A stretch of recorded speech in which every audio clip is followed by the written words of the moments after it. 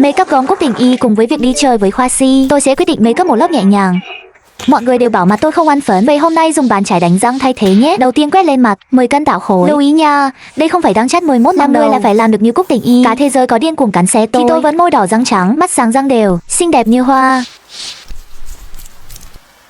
Này cô gái, cô có ý gì đây?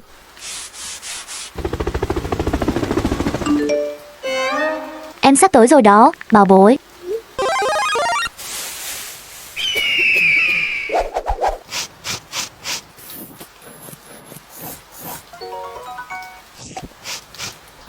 Anh, mùi này đúng là tuyệt vời.